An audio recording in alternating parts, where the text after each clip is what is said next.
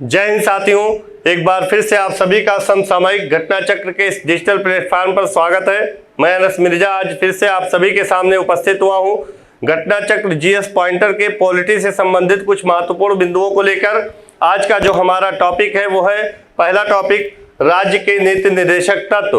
राज्य के नीति निर्देशक तत्व से जितने भी महत्वपूर्ण बिंदु हैं उन सभी बिंदुओं पर हम आज चर्चा करेंगे। उन सभी बिंदुओं के बारे में डिस्कस होगी, व्याख्यात्मक हल आपको मिलेगा।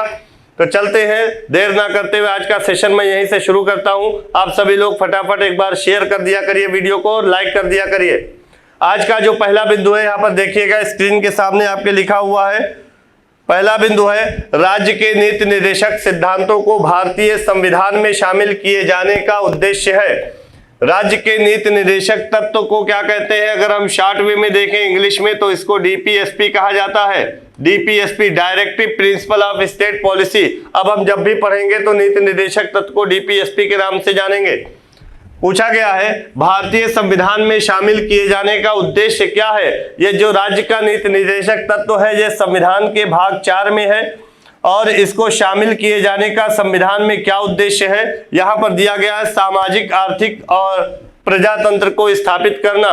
तो नीति निर्देशक तत्व का प्रमुख जो उद्देश्य है वो यही है, सामाजिक और आर्थिक प्रजातंत्र की या लोकतंत्र की या न्याय की स्थापना करना। ये सामाजिक और आर्थिक प्रजातंत्र क्या होता है इसके बारे में सुनिएगा। उसके पहले मैं थोड़ा सा दूसरे बिंदु की ओर चर्चा कर दे रहा हूं। राज्य के नीति निर्देशक तत्व सहज अध्ययन के लिए कौन कौन से भागों में विभाजित किए जा सकते हैं। यानी इसका कहने का मतलब ये है कि जो डीपीएसपी के प्रावधान है, आप देखोगे भाग 4 में अनुच्छेद 36 से लेकर अनुच्छेद 51 तक उसको कितने भागों में विभाजित किए जाते हैं। तो कुछ प्रावधान ऐसे हैं जो उदारवादी सिद्धांत पर आधारित हैं, बौद्धिकवादी, और कुछ सिद्धांत ऐसे हैं जो समाजवादी सिद्धांत पर आधारित हैं, और कुछ सिद्धांत ऐसे हैं जो गांधी जी के विचारधाराओं पर आधारित हैं। तो ये गांधीवादी सिद्धांत पर आधारित हैं। तो 3 पार्ट में हम इसको बांट करके देखते हैं। जब हम अभी विभिन्न अनुच्छेदों में देखेंगे तो कुछ सिद्धांत आपको गांधीवादी सिद्धांत से रिलेटेड मिलेंगे, कुछ ऐसी चीजें हैं जो उदार बौद्धिकवादी सिद्धांत से मिलेंगे और कुछ समाजवादी। तो चलिए पहले हम पहले बिंदु की ओर ले चल रहे हैं आपको दोबारा, और समझने का प्रयास कीजिएगा। पहला बिंदु यहाँ पर लिखा गया है कि डीपीएसपी को भारतीय संविधान में शामिल किए जाने का उद्देश्य क्या है। संविधान में डीपीएसपी को शामिल किए जाने का उद्देश्य सामाजिक और आर्थिक प्रजातंत्र की स्थापना करना है। इसका मतलब क्या होता है, ध्यान से सुनिएगा। सामाजिक और आर्थिक, सामाजिक का मतलब होता है समाज में जो भेदभाव है उनको समाप्त कर दिया जाए। समाज में जो छुआछूत है, जाति के आधार पर, धर्म के आधार पर, भाषा के आधार पर, इन सभी को समाप्त कर देना ही सामाजिक प्रजातंत्र या सामाजिक लोकतंत्र की स्थापना होती है। समाज में सभी को एक समान रूप से व्यवहार किया जाए, सभी के साथ एक समान व्यवहार अपनाया जाए, इसी का मतलब होता है सामाजिक प्रजातंत्र। और डीपीएसपी में बात की गई है सामाजिक प्रजातंत्र की। आप देखोगे विभिन्न अनुच्छेदों के माध्यम से सामाजिक प्रजातंत्र की स्थापना की गई है। अब अभी आगे जब चलेंगे तो हम अनुच्छेदों के माध्यम से आपको समझाएंगे। मुख्य उद्देश्य डीपीएसपी का है आर्थिक प्रजातंत्र की स्थापना करना। अनुच्छेद 38 जब आप पढ़ोगे तो उसमें सामाजिक लोकतंत्र की ही स्थापना की बात की गई है। जब आप अनुच्छेद 39 पढ़ोगे तो इसमें आर्थिक लोकतंत्र की ही बात की गई है। आर्थिक क्रांति का दस्तावेज भी कहा जाता है। आर्थिक प्रजातंत्र का मतलब होता है कि जो गरीब है, निर्धन है, उनकी बुनियादी आवश्यकताओं की पूर्ति कर देना। यानी उनकी जो बुनियादी आवश्यकता अर्थात रोटी, कपड़ा, मकान, उसकी अगर पूर्ति कर दी जाए तो ये कैसे पूरा होगा? रोजगार का अवसर उपलब्ध कराकर पूरा किया जाएगा। तो गरीबों को, निर्धन व्यक्तियों को रोजगार का अवसर उपलब्ध कराकर उनकी न्यूनतम आवश्यकताओं की पूर्ति कर देना ही आर्थिक न्याय कहलाता है। और जब इसकी पूर्ति कर दी जाएगी तो आर्थिक प्रजातंत्र की स्थापना होगी। तो डीपीएसपी में आप देखोगे विभिन्न अनुच्छेदों के माध्यम से सामाजिक और आर्थिक प्रजातंत्र की स्थापना करने के ही उद्देश्य पाया गया है। तो यहाँ पर ये दोनों बिंदु आपका सही हो जाएगा। दूसरा है राज्य के नीति निर्देशक तत्व। तो सहज अध्ययन के लिए हम इसको 3 भागों में बांटते हैं, एक समाजवादी, दूसरा उदार बौद्धिकतावादी और तीसरा गांधीवादी। समाजवादी सिद्धांत आप पढ़ोगे अनुच्छेद 40, अनुच्छेद 44, अनुच्छेद 47, 46, अनुच्छेद 43, इसके बाद आप पढ़ोगे गांधीवादी में अनुच्छेद 43 है। अब क्या है अनुच्छेद 43 में वो आगे मैं चर्चा करूंगा, तो अभी इतना जानिए समाजवादी, उदार बौद्धिकवादी और गांधीवादी। अगले बिंदु की ओर ले चल रहे आप सभी लोग, देखिएगा, इसको पढ़िए। संविधान के भाग 4 में अंतर्विष्ट राज्य के नीति निर्देशक तत्वों के बारे में कौन सा कथन सही है? सही कथन सभी हैं। अब इसके बारे में थोड़ी सी बातें हैं जो मैं बताऊंगा, इससे अलग जो भी बातें होंगी उसके बारे में भी हम डिस्कस करेंगे। पहला बिंदु है ये तत्व देश के सामाजिक आर्थिक लोकतंत्र की व्याख्या करते हैं, तो बिल्कुल सही है। डीपीएसपी सामाजिक और आर्थिक लोकतंत्र की व्याख्या करता है, जबकि मौलिक अधिकार जो आपका भाग 3 में है वो सामाजिक और राजनीतिक लोकतंत्र की व्याख्या करता है। ये दोनों में मूल अंतर है। डीपीएसपी में कहीं पर भी राजनीतिक लोकतंत्र की बात नहीं की गई है। लोकतंत्र की जो प्रकृति होती है वो 3 प्रकार की होती है, एक सामाजिक लोकतंत्र, एक आर्थिक लोकतंत्र और एक राजनीतिक लोकतंत्र। तो डीपीएसपी में राजनीतिक लोकतंत्र की बात नहीं की गई है। दूसरा है इन तत्वों में अंतर्विष्ट उपबंध किसी न्यायालय द्वारा प्रवर्तनीय नहीं है। मौलिक अधिकार और डीपीएसपी के बीच जब हम डिफरेंस पढ़ेंगे तो मौलिक अधिकार के बारे में हमने पिछली वीडियो में बताया था कि मौलिक अधिकार वाद योग्य है, न्याय योग्य है, और जो डीपीएसपी है यहाँ पर देखिए न्यायालय द्वारा प्रवर्तनीय नहीं है, यानी वाद योग्य नहीं है, अर्थात डीपीएसपी के आधार पर आपको न्याय उपलब्ध नहीं कराया जा सकता। डीपीएसपी को न्यायालय द्वारा लागू नहीं कराया जा सकता। It is unenforceable by the court. यहाँ पर देखिए इंग्लिश में भी दिया गया है, प्रवर्तनीय नहीं है का मतलब enforceable bye the court. DPSP का हवाला लेकर कोई भी न्यायपालिका नहीं जा सकता। डीपीएसपी में जितने भी प्रावधान दिए गए हैं अनुच्छेद 36 से लेकर अनुच्छेद 51 तक, वो सभी प्रावधान राज्य की इच्छा पर निर्भर हैं। यानी कोई भी व्यक्ति इसे न्यायालय द्वारा लागू नहीं करवा सकता। इसके पीछे भी कारण है क्यों ऐसा बनाया गया। जब न्यायालय द्वारा इसे लागू ही नहीं करवाया जा सकता तो संविधान में इसको क्यों लिखा गया, इसके पीछे भी बहुत बड़ा कारण है। बहुत सारे विद्वानों ने इसकी आलोचना भी की थी। बहुत सारे विद्वानों ने इसके बारे में कहा कि एक है केटी शाह, उन्होंने कहा कि ये एक ऐसे चेक की तरह है जिसे बैंक अपनी सुविधा अनुसार अदा करता है। अभी आगे मैं चर्चा करूंगा। तीसरा कथन पहले पढ़ लेते हैं। इस भाग में आधिकारिक सिद्धांत राज्य के द्वारा कानून बनाने को प्रभावित करेंगे। बिल्कुल सही है। तो पहले डीपीएसपी के बारे में हम थोड़ी सी जो बेसिक जानकारी है उसको सुन लेते हैं, समझ लेते हैं, फिर आगे इसके बाद बिंदुओं को हम चर्चा करेंगे तो आपको समझने में आसानी हो जाएगी। तो सबसे पहले हम जानते हैं डीपीएसपी है क्या। डीपीएसपी का मतलब राज्य के नीति निर्देशक सिद्धांत, राज्य के नीति निर्देशक तत्व। डीपीएसपी का मतलब यही होता है। यह संविधान के भाग 4 में है। किस भाग में है? भाग 4 में है, और यह अनुच्छेद 36 से लेकर 51 तक है। 36 से लेकर 51 तक है।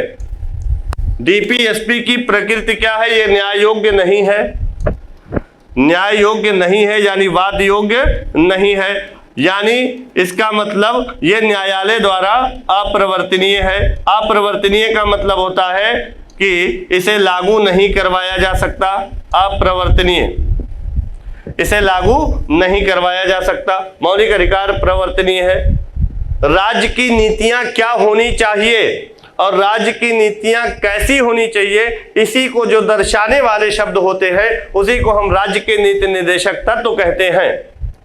जब न्यायालय द्वारा इसे लागू नहीं कराया जा सकता, क्यों नहीं कराया जा सकता?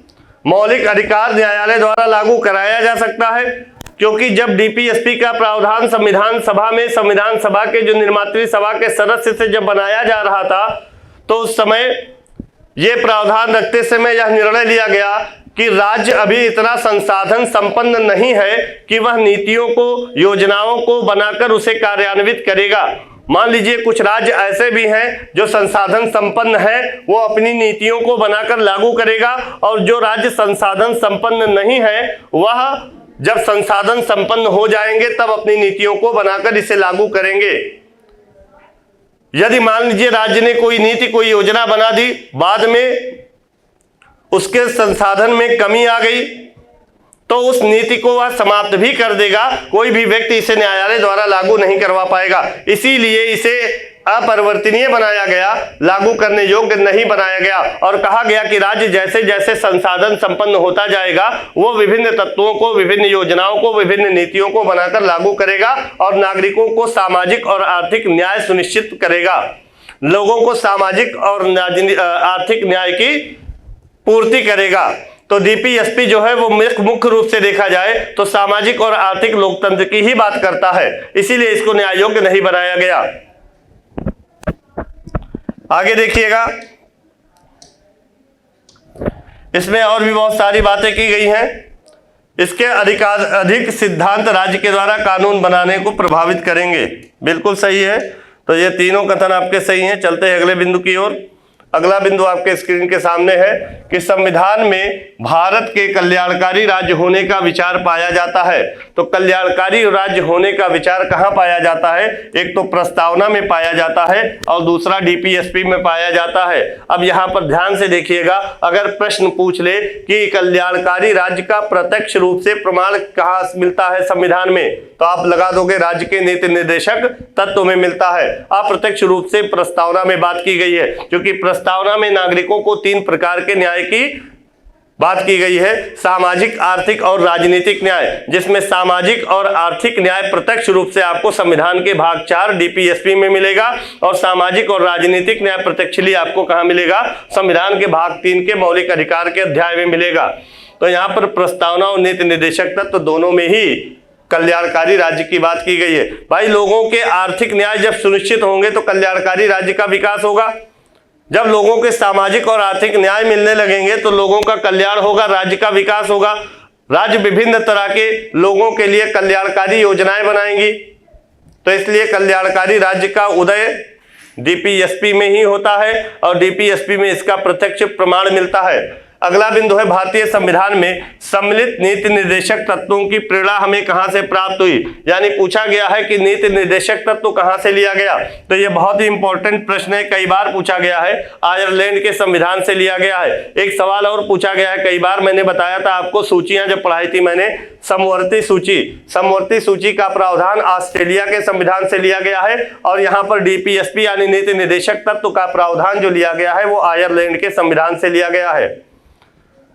अगला पॉइंट आपका है, भारत के संविधान के अनुसार देश के शासन के लिए आधारभूत हैं। तो देश के शासन के लिए आधारभूत हैं पूछा गया है, तो यहां पर क्या हो जाएगा? राज्य के नीति निर्देशक तत्व हो जाएगा, डीपीएसपी हो जाएगा। ये देश के शासन के लिए आधारभूत हैं। पुरुष और स्त्रियों दोनों को समान कार्य करने के लिए समान वेतन भारत के संविधान के किस भाग में सुनिश्चित किया गया? तो जब आप डीपीएसपी पढ़ोगे यानी भाग 4, तो एक अनुच्छेद आपको मिलेगा, अनुच्छेद 39 का डी। इसमें कहा गया है कि राज्य महिला और पुरुषों को समान कार्य के लिए समान वेतन उपलब्ध कराएगा। तो ये बात किसमें की गई है? अनुच्छेद 39D में। और अनुच्छेद 39D संविधान के किस भाग में है? भाग 4 के नीति निर्देशक तत्व में है। यहां पर अगला पॉइंट है, राज्य सरकार को ग्राम पंचायतों को संगठित करने के लिए निर्देशित करता है। कौन सा अनुच्छेद? यह अनुच्छेद 40 जो है, इसमें ग्राम पंचायतों के गठन की बात की गई है। बहुत ही महत्वपूर्ण आर्टिकल है। पंचायतों के गठन से संबंधित आर्टिकल पूछे तो अनुच्छेद 40 हो जाएगा, लेकिन अगर यहीं पर पंचायती राज से संबंधित अनुच्छेद पूछेगा तो अनुच्छेद 40 नहीं होगा, बल्कि भाग 9 में 11वीं अनुसूची के तहत जोड़ा गया। जो भाग 9 11वीं अनुसूची उसी में जोड़ी गई, जिसमें अनुच्छेद 243 आपका होगा। तो अगर पंचायती राज पूछे तो अनुच्छेद 243 होगा और पंचायतों का गठन पूछा जाए तो क्या हो जाएगा? अनुच्छेद 40 हो जाएगा। यहां पर देखिए कुछ आर्टिकल्स दिए गए हैं, एक तरफ विषय दिए गए हैं, यानी किस आर्टिकल में क्या विषय है, डीपीएसपी से रिलेटेड अनुच्छेद है। यहां पर अनुच्छेद 40 से ग्राम पंचायतों का गठन, वेरी मोस्ट इंपॉर्टेंट ये है पॉइंट आपका आर्टिकल 40। ये कई बार विगत वर्षों की परीक्षाओं में पूछा गया है। आर्टिकल 41 है, कुछ दशाओं में काम, शिक्षा और लोक सहायता पाने का अधिकार। पहले एक बार आर्टिकल्स को सुन लीजिए, फिर इसको मैं समझाने का प्रयास करता हूं। आर्टिकल 44 है, नागरिकों के लिए एक समान नागरिक संहिता या सिविल संहिता। आर्टिकल 48 में है कृषि एवं पशुपालन का गठन। फिर आर्टिकल 50 में है न्यायपालिका और कार्यपालिका का पृथक्करण। फिर आर्टिकल 51 में आप देखोगे अंतरराष्ट्रीय शांति का विकास। फिर आर्टिकल 39 में देखेंगे समान न्याय, 39A यहां पर होना चाहिए, यहां पर मैं नोट कर दे रहा हूं 39A, समान न्याय एवं निःशुल्क विधिक सहायता। ये एक तरफ आर्टिकल्स दिए गए हैं और एक तरफ उनसे संबंधित जो सब्जेक्ट हैं वो लिखे गए हैं। कौन से आर्टिकल में क्या बात की गई है वो आपको बताया गया है। अब यहां पर समझने का प्रयास करिएगा, ये तो बहुत इंपॉर्टेंट है, ग्राम पंचायतों का गठन। दूसरा है अनुच्छेद 41, कुछ दशाओं में काम लोक सहायता पाने का अधिकार। जो डीपीएसपी के जितने भी आर्टिकल्स हैं वो सारे आर्टिकल्स राज्य की इच्छा पर निर्भर है, राज्य के कर्तव्य के रूप में दिए गए हैं नागरिकों के प्रति। तो राज्य का ये कर्तव्य है कि कुछ दशाओं में काम, शिक्षा और लोक सहायता पाने का जो अधिकार है राज्य नागरिकों को दे। अब आप देखते हो राज्य इसके लिए बहुत तरह की स्कीम्स लागू की, बहुत तरह की योजनाएं बनाई। जैसे कुल मिलाकर अगर एक लाइन में कहा जाए कि जो असहाय हैं राज्य उनको सहायता उपलब्ध कराएगा। जैसे आप देखेंगे विकलांग पेंशन योजना या दिव्यांग पेंशन योजना, जो दिव्यांग लोग हैं उनको पेंशन योजना के माध्यम से राज्य सहायता उपलब्ध करवा रहा है। आप देखोगे बेरोजगारी भत्ता जैसी योजना राज्य सरकार लॉन्च करती है। तो जो शिक्षित बेरोजगार हैं, जिनको पढ़ाई के लिए धन की आवश्यकता होती है, तो उनके लिए बेरोजगारी भत्ता के माध्यम से राज्य कुछ उनको मजबूती देने का प्रयास करती है। इसके बाद आप देखोगे विधवा पेंशन योजना, वृद्धा पेंशन योजना, पोलियो उन्मूलन कार्यक्रम, ये बहुत तरह की कार्यक्रम या योजनाएं राज्य के द्वारा चलाई गई। तो ये सब अनुच्छेद 41 को लागू करने के लिए, अनुच्छेद 41 के जो प्रावधान है वो असहाय को लोक सहायता देने के लिए बनाया गया। ये राज्य का कर्तव्य है। अगर मान लीजिए राज्य ने कोई कार्यक्रम चलाया विधवा पेंशन योजना, अब राज्य अगले कुछ दिनों के बाद इस कार्यक्रम को, इस योजना को बंद कर दे तो न्यायपालिका द्वारा इसे लागू नहीं करवाया जा सकता, क्योंकि डीपीएसपी में दिए गए प्रावधान न्यायालय द्वारा लागू करने योग्य नहीं है। It is unenforceable by the court, यानी यह अप्रवर्तनीय है। अगला देखिएगा अनुच्छेद 44, बहुत इंपॉर्टेंट है, नागरिकों के लिए समान नागरिक संहिता। भारत में राजनीतिक इच्छा शक्ति की कमी के कारण आज भी अनुच्छेद लागू नहीं कराया जा सका है। सभी के लिए एक समान कानून होंगे, हिंदू ला, मुस्लिम ला जैसी चीज राज्य के लिए नहीं होगी। लेकिन यहां पर देखेंगे, पूछ सकता है कि किस राज्य में अनुच्छेद 44 को लागू किया गया है, तो गोवा भारत का एकमात्र ऐसा राज्य है जहां पर अनुच्छेद 44 को लागू किया गया है, और भारत के किसी भी राज्य क्षेत्र में इस अनुच्छेद को अभी तक लागू नहीं किया गया है। राज्य चाहे तो यह अनुच्छेद लागू कर सकता है। अनुच्छेद 48 देखिए बहुत इंपॉर्टेंट है, गांधीवादी सिद्धांत पर आधारित है। अनुच्छेद 40 भी गांधीवादी सिद्धांत पर आधारित है। तो जितने भी आर्टिकल्स के मैटर गांधी जी के सिद्धांत पर आधारित होंगे वो गांधीवादी सिद्धांत कहलाएगा। कृषि एवं पशुपालन का गठन, कृषि और पशुपालन का वैज्ञानिक दृष्टिकोण से और आधुनिक तरीके से राज्य इसका विकास करेगा, इसके बारे में बात की गई अनुच्छेद 48 में। अब कृषि से संबंधित जितनी भी योजनाएं राज्य सरकार द्वारा बनाई जाती हैं वो अनुच्छेद 48 को लागू करने के लिए बनाई जाती हैं। जैसे आप देखोगे किसान क्रेडिट कार्ड, कृषि बीमा योजना, कृषि विश्वविद्यालय और भी बहुत प्रकार के कृषि से संबंधित ऊसर कार्यक्रम, मृदा ऊसर कार्यक्रम। तो जितने भी कृषि से संबंधित कार्यक्रम राज्य के द्वारा चलाए जा रहे हैं, जितनी भी योजनाएं पॉलिसीज बनाई जा रही हैं, वो किस अनुच्छेद को लागू करने के लिए 48। और इसी में बात की गई है पशुपालन की। तो कृषि और पशुपालन की बात करें तो आर्टिकल 48। अब पशुपालन के लिए इसमें कहा गया है कि राज्य पशुओं की नस्लों को, दुधारू नस्ल की जो पशुएं हैं उनकी नस्लों को सुधारने का प्रयास करेगा, और राज्य चाहे तो दुधारू नस्ल की पशुओं के हत्या पर प्रतिबंध भी लगा सकता है।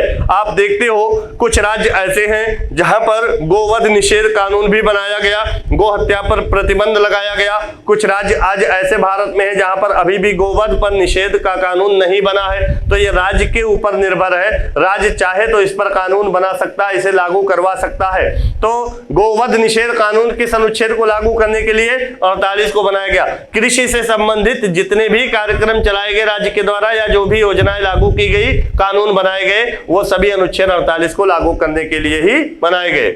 अगला है अनुच्छेद 50, इसमें न्यायपालिका और कार्यपालिका का पृथक्करण, यानी न्यायपालिका और कार्यपालिका के कार्यों को पृथक्करण कर सकता है राज्य, ऐसा चाहे तो। लेकिन आज भी आप देखते हो न्यायपालिका और कार्यपालिका एक दूसरे के कार्यों में हस्तक्षेप करते हैं। यहाँ पर राजनीतिक इच्छा शक्ति की कमी के चलते इसको भी नहीं लागू किया जा सका है। अनुच्छेद 51 में देखेंगे, अंतरराष्ट्रीय शांति का विकास। राज्य का यह कर्तव्य है कि वह अंतरराष्ट्रीय संधि या समझौते के कानूनों के बाध्यताओं का पालन करे और कोई ऐसा कार्य ना करे जिससे उसमें कोई दिक्कत हो। यदि मान लीजिए किसी राज्य कोई अंतरराष्ट्रीय कानून बना है, संधि या समझौता हुआ, तो राज्य कोई ऐसा काम ना करे जिससे दोनों में कोई विवाद की स्थिति हो। यदि विवाद की स्थिति हो भी जाती है तो राज्य मध्यस्थता दिखाकर द्विपक्षीय वार्ता के माध्यम से ऐसे विवादों का निपटारा करने का भी प्रयास कर सकता है या करेगा। इसका कर्तव्य अनुच्छेद 51 के तहत। तो अंतरराष्ट्रीय सिद्धांत पर आधारित कौन सा अनुच्छेद हो जाएगा, अगर एग्जाम में प्रश्न पूछ ले तो ये हो जाएगा आर्टिकल 51। अगला है आर्टिकल 39A। तो इसके बारे में सबसे पहले ये जानिएगा, ये आर्टिकल 39A जो है ये मूल संविधान में नहीं था। इसे जोड़ा गया है, कब जोड़ा गया, 42वें संविधान संशोधन अधिनियम 1976 द्वारा।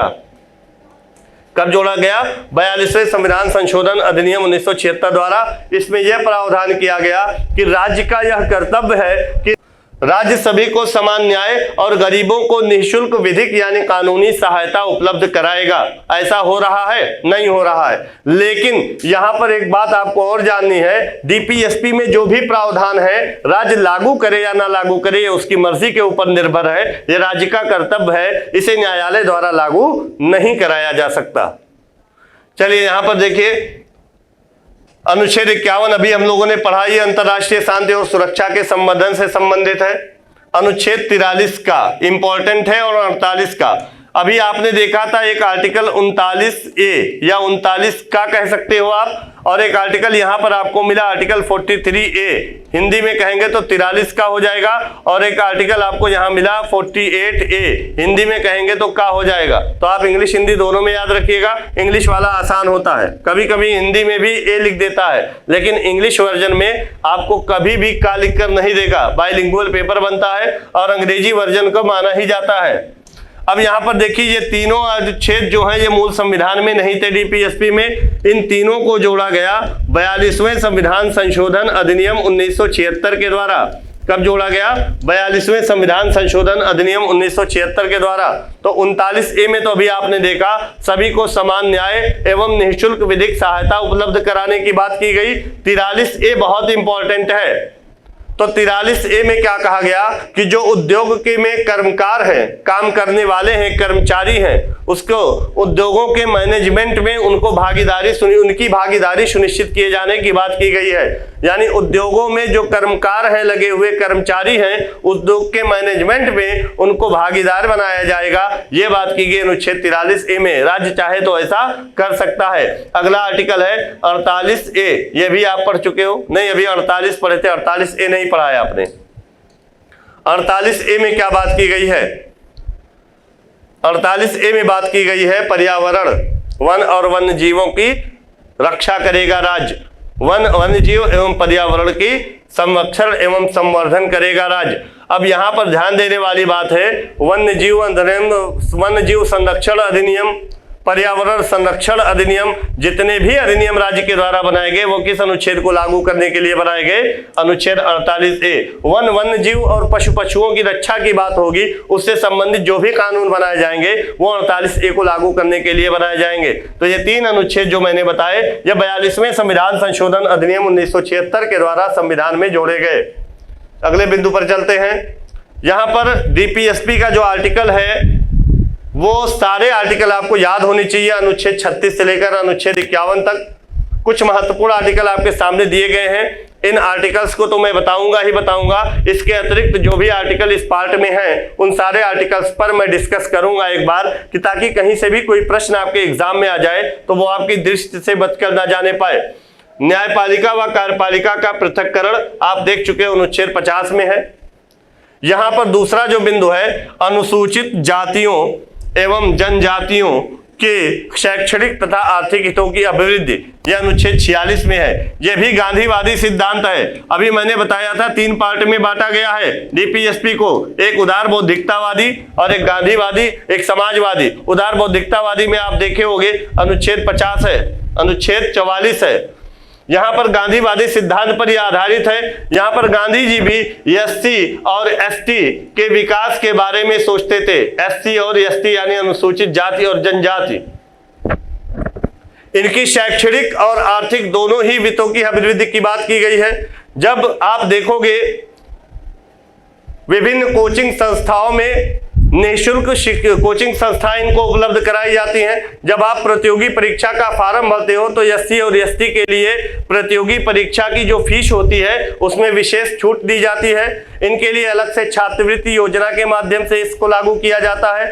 तो विभिन्न प्रकार से इनकी शैक्षणिक और आर्थिक हितों की अभिवृद्धि करने की जो बात की गई है वह अनुच्छेद 46 में की गई है डीपीएसपी के भाग 4 में। यह गांधीवादी सिद्धांत पर आधारित है। गांधी जी भी एससी और एसटी यानी समाज में जो कमजोर वर्ग के लोग थे उनका विकास चाहते थे। वो चाहते थे कि इनका विकास हो, समाज में ये भी बराबरी पर आए। तो इसके लिए यह गांधीवादी सिद्धांत पर आधारित हो गया। अब अनुसूचित जाति और जनजाति के लिए जो भी कानून राज्य के द्वारा बनाए गए, इनके शैक्षणिक हितों के लिए जो भी व्यवस्थाएं राज्य द्वारा लागू की गई, इनके आर्थिक हितों के लिए जो भी कार्यक्रम चलाए गए, वो सभी अनुच्छेद 46 को लागू करने के लिए ही हो जाएंगे। और यहां पर देखेंगे इसमें एक चीज और जोड़ दिया जाए, शोषण से भी रक्षा की बात की गई है। इनको शोषण से भी, जैसे एससी एसटी एक्ट जैसे कानून भी बनाए गए, वो किस अनुच्छेद को लागू करने के लिए, अनुच्छेद 46 को लागू करने के लिए ही बनाए गए। तो ये सारी चीजें अनुच्छेद 46 में है। राज्य सरकार चाहे तो ऐसा करे, चाहे तो ना करे, क्योंकि ये प्रावधान डीपीएसपी में है और डीपीएसपी के अंतर्गत आने वाले प्रावधान राज्य की मर्जी पर लागू है। न्यायालय द्वारा इसे लागू नहीं करवाया जा सकता। यहाँ पर आप देखेंगे सहकारी सोसाइटी का संवर्धन, अनुच्छेद 43 भी। अगला है ग्राम पंचायतों के गठन, अनुच्छेद 40। ये सारी चीजें हो चुकी हैं। चलते हैं अगले बिंदु की ओर।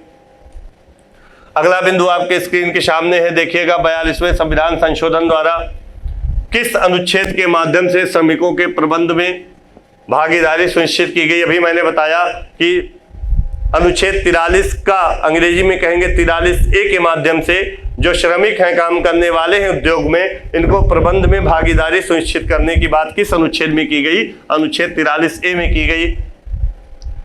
दूसरा है 42वें संविधान संशोधन द्वारा डीपीएसपी में जोड़े गए अन्य प्रावधान क्या हैं, तो मैंने आपको बता ही दिया। चलते हैं अगले बिंदु की ओर। भारत के संविधान में अंतर्राष्ट्रीय शांति और सुरक्षा की अभिवृद्धि का उल्लेख है राज्य के नीति निर्देशक तत्व के अनुच्छेद 51 में। बिल्कुल सही है, राज्य के नीति निर्देशक तत्व, ये सारे रिपीट हो रहे हैं ना, निर्देशक तत्व हैं। यहां पर देखिएगा मद्य निषेध, गौ संरक्षण, पर्यावरण संरक्षण, 14 वर्ष की आयु तक के बच्चों को निःशुल्क शिक्षा अब नीति निर्देशक तत्व नहीं बल्कि मौलिक अधिकार है। बिल्कुल सही है। अब इस पर थोड़ा सा मैं डिस्कस करूंगा, थोड़ा सा समझने का प्रयास करिएगा। डीपीएसपी के अंतर्गत क्या क्या आते हैं। पहला है मद्य निषेध, दूसरा है गौ संरक्षण, तीसरा है पर्यावरण संरक्षण। और यहाँ पर जो ब्रैकेट में दिया गया है 14 वर्ष तक की आयु के बच्चों को निःशुल्क शिक्षा जो थी वो मौलिक अधिकार में दे दिया गया है, डीपीएसपी में नहीं है। मद्य निषेध जब आप देखोगे आर्टिकल 47 पढ़ोगे तो आर्टिकल 47 में बात की गई है कि राज्य का यह कर्तव्य है कि वह लोगों के जीवन स्तर को सुधारने का प्रयास करेगा। लोगों के जीवन स्तर को कैसे बढ़ाएगा, जितने भी मादक पदार्थ हैं, नशीले पदार्थ हैं, उस पर प्रतिबंध लगा सकता है। जैसे शराबबंदी, गुटखा, तंबाकू, पान, बीड़ी, मसाला, चरस, अफीम, कोकीन, जितने भी नशीले मादक पदार्थ हैं उस पर प्रतिबंध लगा सकता है। औषधीय प्रयोजनों में प्रयुक्त होने वाले पदार्थों को छोड़कर शेष मादक पदार्थों पर राज्य प्रतिबंध लगा सकता है। और आप इसका जीता जागता उदाहरण देखेंगे, बिहार राज्य सरकार ने मद्य निषेध का कानून बनाकर शराबबंदी लागू कर दिया। अगर कोई और राज्य चाहे तो शराबबंदी कर सकता है, कोई भी व्यक्ति न्यायालय द्वारा इसे लागू नहीं करवा सकता, क्योंकि यह न्यायालय द्वारा अप्रवर्तनीय है। दूसरा है गौ संरक्षण। आपने आर्टिकल 48 पढ़ा, उसमें कृषि और पशुपालन के विकास की बात की गई। तो यहां पर गौ संरक्षण किस में आ जाएगा, डीपीएसपी में आ जाएगा, पढ़ चुके हो। पर्यावरण संरक्षण भी आप पढ़ चुके हो, 48A में है। अब यहाँ पर 14 वर्ष तक की आयु तक के बच्चों को निःशुल्क शिक्षा, ये जो था ये पहले आप देखोगे तो आर्टिकल 45 में था, अनुच्छेद 45 में था, 45 में था, लेकिन इसे क्या किया गया, एक अमेंडमेंट हुआ कॉन्स्टिट्यूशन में, 86वां संविधान संशोधन अधिनियम, 86वां बहुत इंपॉर्टेंट संशोधन है, ये इस बार पीसीएस प्रीलिम्स एग्जाम में पूछा भी गया है। 86वां संविधान संशोधन अधिनियम 2002 में होता है और 14 वर्ष तक के बच्चों की जो निःशुल्क शिक्षा थी, इसमें अनुच्छेद 21 का के तहत यह प्रावधान कर दिया गया कि 6 से 14 वर्ष तक के आयु के बच्चों को निःशुल्क अनिवार्य शिक्षा उसका मौलिक अधिकार बना दिया गया आर्टिकल 21A में। अब यहां डीपीएसपी ये नहीं रहा। अब इसी संविधान संशोधन के द्वारा डीपीएसपी पार्ट में एक आर्टिकल नया जोड़ दिया गया, आर्टिकल 45A या अनुच्छेद 45 का, और इसमें क्या कहा गया कि राज्य 0 से 6 वर्ष तक के बच्चों के बालपन की और सुरक्षा पोषाहार स्तर को 0 से 6 वर्ष तक के आयु के बच्चों के बालपन की सुरक्षा करेगा, उनके पोषाहार स्तर का विकास करेगा, पोषाहार स्तर को बढ़ाएगा, उनकी शिक्षा पर ध्यान देगा। तो यहाँ पर अनुच्छेद 45 का लागू करने के लिए आंगनवाड़ी जैसे कार्यक्रम संचालित किए जा रहे हैं। आंगनवाड़ी कार्यक्रम में आप देखते हो बच्चों के लिए बढ़िया पोषाहार उपलब्ध कराया जाता है, दूध, दही, दलिया और विभिन्न प्रकार के प्रोटीन्स उनको उपलब्ध कराए जाते हैं और इनकी शिक्षा पर भी ध्यान दिया जाता है। तो अनुच्छेद 45 का जोड़कर 6 वर्ष तक के बच्चों की बात की गई और 6 से 14 वर्ष की बात करेगा शिक्षा का अधिकार, तो वह मौलिक अधिकार हो गया 21 का के अंतर्गत। तो ये बिंदु समझ में आ गया होगा। अगला देखते हैं पॉइंट क्या है आपके स्क्रीन के सामने, गांधीवादी सिद्धांत जो राज्य के नीति निर्देशक तत्वों को प्रतिबिंबित करते हैं। तो यहाँ पर देखिएगा ग्राम पंचायतों को संगठित करना, अनुच्छेद 40 में ये गांधीवादी सिद्धांत पर है। ग्रामीण क्षेत्रों में कुटीर उद्योग का प्रोत्साहन देना, ये आप देखोगे आर्टिकल 43 में है। आर्टिकल 43 में कहा गया है कि राज्य ग्रामीण कुटीर उद्योग का विकास करेगा। तो गांधी जी इसके समर्थक थे। गांधी जी चाहते थे कि रूरल एरियाज में, छोटे छोटे गांव, ग्रामीण स्तरों पर कुटीर उद्योग का विकास होना चाहिए। कुटीर उद्योग क्या होता है, एक बंद कमरे का उद्योग होता है। कुटीर उद्योग के अंतर्गत छोटी छोटी चीजें, वस्तुएं बनानी जाती हैं, जैसे बीड़ी, माचिस, दिया सलाई, अगरबत्ती, मोमबत्ती, ये सारी चीजें बनाई जाती हैं। जब ग्रामीण स्तर पर कुटीर उद्योग का विकास होगा तो हर हाथ को काम मिलेगा, जिससे लोगों की बुनियादी आवश्यकताओं की पूर्ति होगी और लोग अपना आर्थिक न्याय सुनिश्चित करेंगे। तो इसके भी समर्थक गांधी जी थे। गांधी जी स्वयं चरखा चलाते थे, आपको पता होगा। तो ये गांधीवादी सिद्धांत पर आधारित है और इसी अनुच्छेद 43 में कहा गया है कि राज्य का यह कर्तव्य है कि वह कर्मकारों के दैनिक मजदूरी और काम के घंटे को भी तय कर सकता है। यानी जो काम करने वाले कर्मचारी हैं उद्योगों में लगे हुए, उनकी जो डेली मजदूरी है वो कितनी होनी चाहिए और काम करने के घंटे कितने होने चाहिए, राज्य चाहे तो यह भी तय कर सकता है अनुच्छेद 43 के तहत। तो ये गांधीवादी सिद्धांत पर आधारित है। आप देखोगे अनुच्छेद 46 एससी एसटी का उत्थान, अभी मैंने बताया था, वो भी गांधीवादी सिद्धांत पर आधारित है। आप देखोगे अनुच्छेद 47, अभी मैंने बताया मद्य निषेध, शराबबंदी या नशीले पदार्थों पर प्रतिबंध की बात की गई है, वो भी गांधीवादी सिद्धांत पर आधारित है। क्योंकि गांधी जी भी शराबबंदी के प्रबल समर्थक थे। शराब के विरोध में इन्होंने कई बार धरना भी दिया, आंदोलन भी किए थे। तो यह भी गांधीवादी सिद्धांत पर आधारित हो जाएगा। तो जो जो अनुच्छेद गांधी जी के विचारों से समर्थित है वो सारे अनुच्छेद कौन से सिद्धांत पर आधारित हो जाएंगे, गांधीवादी सिद्धांत पर आधारित हो जाएंगे। अगला बिंदु देखते हैं, राज्य के नीति निर्देशक सिद्धांतों में से वह जिसके बारे में संविधान शांत है। तो प्रौढ़ शिक्षा की बात नीति निर्देशक तत्व में नहीं की गई है, इसके बारे में संविधान अभी मौन है। अगला बिंदु है नीति निर्देशक तत्व है समान नागरिक संहिता अनुच्छेद 44, सही है, अभी मैंने पढ़ा। और एकमात्र राज्य गोवा है जहां पर यह अनुच्छेद लागू है। दूसरा है राज्य का नीति निर्देशक सिद्धांत एक ऐसा चेक है जो बैंक की सुविधा के अनुसार अदा किया जाता है। किसने कहा? केटी शाह ने कहा। देखिए, नीति निर्देशक तत्व को जब न्यायालय द्वारा लागू करने योग्य नहीं बनाया गया, अपरिवर्तनीय कर दिया गया, तो बहुत सारे विचारकों ने, विद्वानों ने इसकी आलोचना की। तो केटी शाह ने क्या कहा कि यह एक ऐसा चेक की तरह है जिसे बैंक अपनी सुविधा के अनुसार अदा करता है।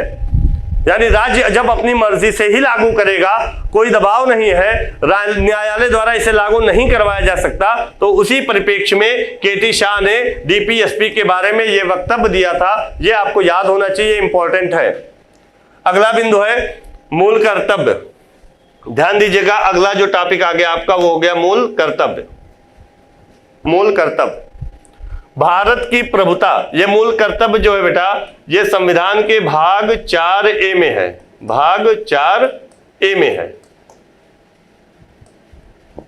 ये मूल संविधान में नहीं था। मूल संविधान का मतलब ओरिजिनल कॉन्स्टिट्यूशन। 26 नवंबर 1949 को जो हमारा संविधान बनकर तैयार हुआ वो मूल संविधान कहलाया। जब तक मूल संविधान के रूप में रहा तब तक, जब तक उसमें कोई संशोधन नहीं हुआ, तो मूल संविधान में भाग 4A मूल कर्तव्य का प्रावधान नहीं था। बाद में 1976 में 42वां संविधान संशोधन होता है और इसी संशोधन के तहत संविधान में एक पार्ट जोड़ा गया मौलिक कर्तव्य के रूप में। मौलिक कर्तव्य का जो प्रावधान लिया गया वो कहां से लिया गया? रूस से लिया गया। अगला प्रश्न यहां से बनता है कि मौलिक कर्तव्य किस समिति की सिफारिश के आधार पर संविधान में जोड़ा गया? तो एक सरदार स्वर्ण सिंह समिति बनाई गई थी, उन्हीं की सिफारिश के आधार पर मूल कर्तव्य संविधान में जोड़ा गया। स्वर्ण सिंह समिति, नोट कर लीजिए, पेन और कॉपी लेके बैठा करिए। और इन्होंने 10 मौलिक कर्तव्य, इनकी सिफारिश के आधार पर संविधान में 10 मौलिक कर्तव्य जोड़े गए।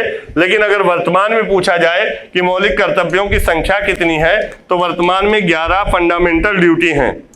फंडामेंटल ड्यूटी का मतलब मौलिक कर्तव्य। लेकिन मूल संविधान में पूछा जा सकता है कि मौलिक कर्तव्य कितने थे, तो 10 थे। तो 11वां मौलिक कर्तव्य जो जुड़ा वो शिक्षा से संबंधित जुड़ा, और वह किस संविधान संशोधन के तहत जोड़ा गया? तो यहां पर मैं नोट कर दे रहा हूं, 11वां जो मौलिक कर्तव्य यानी फंडामेंटल ड्यूटी जोड़ा जाता है, ये वही संविधान संशोधन है शिक्षा से संबंधित जो हुआ था। 86वां संशोधन ये 2002 में हुआ था। इसी संविधान संशोधन के द्वारा 11वां मौलिक कर्तव्य जोड़ा गया भाग 4A में, यानी मूल संविधान में 10 था, वर्तमान में कितने हैं? 11 है। 86वें संविधान संशोधन के द्वारा DPSP में अनुच्छेद 45 का जोड़ा गया, नीति निर्देशक तत्व में मौलिक अधिकार में 21 का जोड़ा गया, और DPSP में 11वां मूल कर्तव्य में या मौलिक कर्तव्य में 11वां मौलिक कर्तव्य जोड़ा गया। यहां पर ध्यान दीजिएगा, दूसरा है स्वर्ण सिंह समिति 1976 के सदस्यों में शामिल थे। तो यहां पर AR अंतुले, SS रे, CM स्टीमन, ये 3 सदस्य और थे। SAR अंतुले, SS रे, CM स्टीमन। पूछा नहीं गया है, लेकिन एक बार देख लेंगे, अगर आ गया एग्जाम में तो आपकी गलती नहीं होगी। भारत के संविधान का वह भाग जिसमें मौलिक कर्तव्य उल्लिखित है, तो अभी मैंने बताया भाग 4A में है, 4 में है। अगला है भारतीय नागरिकों के लिए 10 मूल कर्तव्य संविधान में जोड़े गए, लेकिन 42वें संविधान संशोधन के द्वारा आप देखोगे तो 11वां, सही तो लिखा हुआ है, 10 मौलिक कर्तव्य जोड़े गए। यहां पर ध्यान दीजिएगा फिर से, और वो किस संविधान संशोधन के द्वारा जोड़ा गया? 42वां संविधान संशोधन अधिनियम 1976 के द्वारा जोड़ा गया। इसके बाद 11वां मौलिक कर्तव्य जोड़ा जाता है किस संविधान संशोधन के द्वारा? 86वां, अभी मैंने आपको बताया। यहां पर देखिए भारत के मौलिक कर्तव्य हैं, मौलिक कर्तव्य 11 हैं। 11 मौलिक कर्तव्य आपको याद होने चाहिए। उनमें से एक मौलिक कर्तव्य यहाँ पर उल्लिखित है, हमारी मिली जुली संस्कृति की समृद्ध विरासत को संरक्षित करना, यह मौलिक कर्तव्य है। और मौलिक कर्तव्य किसको दिए गए हैं? नागरिकों को दिए गए हैं। मौलिक कर्तव्य में क्या क्या सम्मिलित है नागरिकों के? प्राकृतिक पर्यावरण की रक्षा करना और उसका संवर्धन करना, स्वतंत्रता के लिए हमारे राष्ट्रीय आंदोलन को प्रेरित करने वाले उच्च आदर्शों को संजोए रखना और उनका पालन करना, वैज्ञानिक दृष्टिकोण, मानववाद और ज्ञानार्जन तथा सुधार की भावना का विकास करना, राष्ट्रीय ध्वज का सम्मान करना, उसको अपने हृदय में संजोए रखना, आपसी समरसता भाईचारे की भावना का विकास करना। इस तरह से आप देखेंगे तो टोटल 11 मौलिक कर्तव्य हमको याद होने चाहिए। अगला बिंदु है, ये सारे मौलिक कर्तव्य है, इसको पढ़ लीजिएगा, आपको इसको याद रखना है। 11 मौलिक कर्तव्य कभी कभी पूछ लेता है कि निम्नलिखित में से एक कौन सा मौलिक कर्तव्य नहीं है। तो जब 11 मौलिक कर्तव्य आप पढ़े रहोगे तो उसमें से छांट कर बता दोगे कौन सा मौलिक कर्तव्य नहीं है। भारत की प्रभुता, एकता, अखंडता की रक्षा करे, अछूत रखे, यह उपबंध किसमें किया गया है?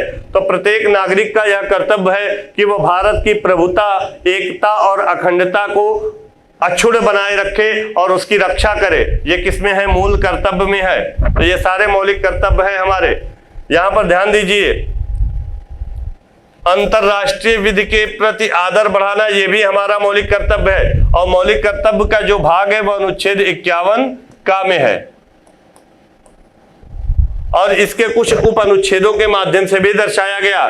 तो यहां पर अंतरराष्ट्रीय विधि के प्रति आदर करना अनुच्छेद 51 का, प्राणियों के प्रति दया भाव रखना यह अनुच्छेद 51 का के छा में है, 51 का के गा में है, ये पहला, 51 का के छा में है दूसरा। ज्ञान अर्जन और सुधार की भावना का विकास करना यह अनुच्छेद 51 का के जा पार्ट में है। राज्य की लोक सेवाओं में न्यायपालिका और कार्यपालिका को पृथक करना यह भाग 4 का विषय है, अनुच्छेद 50 में आप पीछे पढ़ चुके हैं। अब यहां पर ध्यान दीजिएगा, जो भाग 3 और भाग 4 का सेशन था वो यहीं पर होता है समाप्त। अब हम मिलते हैं अगले पार्ट को लेकर अगली वीडियो में। तो आज के लिए इतना ही। आप सभी को जय हिंद, नमस्कार, गुड बाय।